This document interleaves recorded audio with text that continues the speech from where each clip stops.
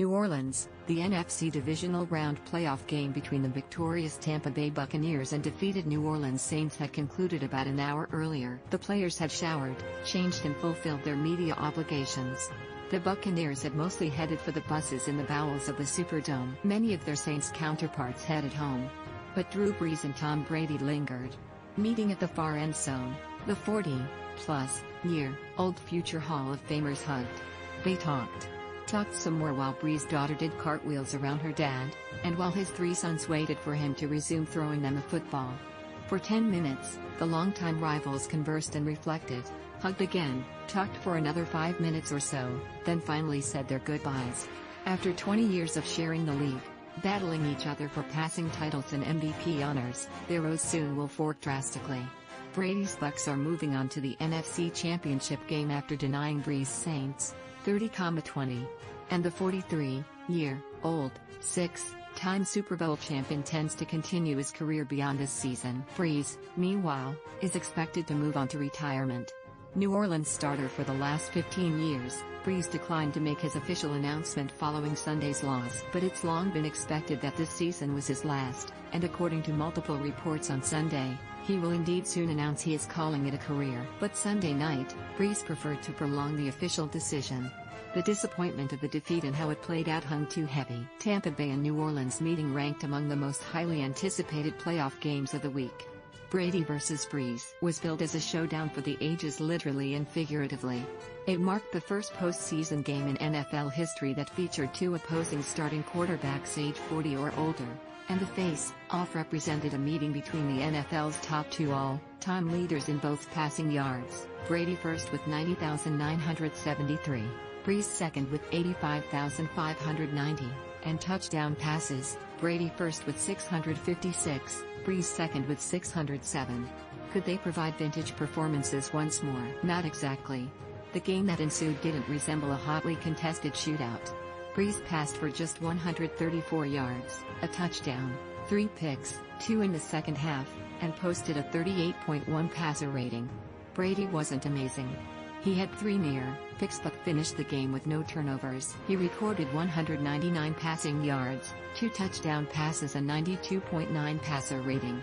But above all, Brady did what Brady does, punched his ticket to a conference championship for the 14th time in 21 seasons. But this isn't how Brees wanted to go out. Not with more interceptions than touchdown passes. Not in front of a paltry crowd of 3,750 in the 73,000-seat Superdome after 15 seasons of serving as the heart and soul of the Saints and their adoring fans. And so, after sweeping the Buccaneers in the regular season, Brees and the Saints had the tables turned in the divisional round. Things started slowly for both. Brady's Bucs went 3-and-out on their first 2 possessions and didn't find a rhythm until the second quarter. Brees, meanwhile, had to settle for field goals early. Then he threw the first of 3 interceptions. The Saints' first touchdown pass didn't even come from Brees but Jameis Winston, who entered the game lining up at wide receiver before taking a lateral, drifting to his left and hitting Traquan Smith in stride for a 56-yard score. Brees certainly had some of his signature moments, displays of pinpoint accuracy and touch. But at times, his arm looked every bit of 42 years old, lacking the zip or consistency of years past. And he forced throws late, which is how the last 2 picks happened. He also missed injured running back Latavius Murray, and backup/utility player Taysom Hill, whose plays sparked the Saints' offense. The turnovers pained Brees the most. "Couple of them, I probably shouldn't have thrown," he said after the game. "Forced them in there. We were a little off on the overall execution, but, yeah, at the end of the day, that's what this game came down to was those turnovers, because all of those gave them the ball deep in our territory. You can't do that with that offense because they're too good and they're going to capitalize, and that's what they did." Meanwhile, Brady did it again. Fending off the effects of age once more, he helped carry the Buccaneers deeper into unfamiliar territory. Helped is the key word because without Tampa's defense setting the offense up with short fields after each of those 4 takeaways, 3 interceptions and a fumble, Tampa may not have won. The defense was incredible all game, Brady gushed afterward. The turnovers were huge. The last 2 times, we were -3 in turnovers. This game, we were +4. You're not going to lose many games when you're a +4.